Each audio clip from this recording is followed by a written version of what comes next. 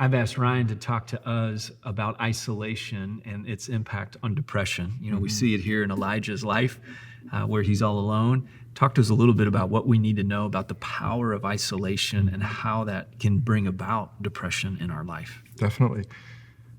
Isolation prevents us from being able to take in and consider other perspectives.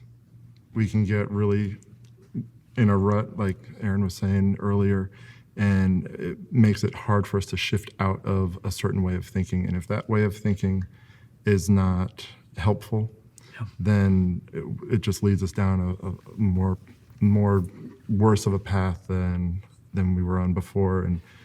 And that sense of despair is not far down the road. Yeah.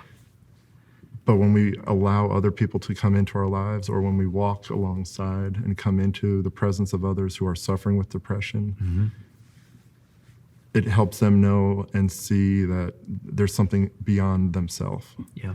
It helps them experience something beyond themselves. It pulls them out of that space that they're in. And I would say, as best as possible, if you are in that moment of depression, that period of depression, do your best to be open to thinking about things from different perspectives. Yeah. It really trying to challenge the truth of things and being able to receive other people into that space. Maybe you know who's on your list of approved people to be in that space. Yeah. And there are certain people who should not be in that space. Yeah. But being able to communicate that as well is, I think, a key piece. And being able to be honest with yourself about, in a moment, a suicidal thought can happen. But that doesn't mean that at your core you want to be dead or gone from this planet, right? Yeah. So what can happen in a moment doesn't necessarily mean that's the bigger picture of what a person really wants. People want connection. People want to be known. But it's also extremely vulnerable to be in those moments. Yeah. But the value of being authentic, juxtaposed with that fear of being vulnerable, it's a tough tension, but it needs to be battled through.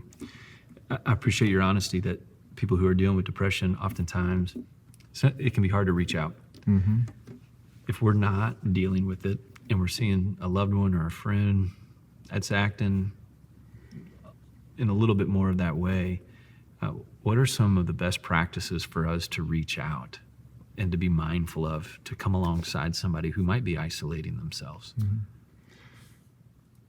Well, making yourself available, I think, is a huge thing. You can't force yourself upon a person.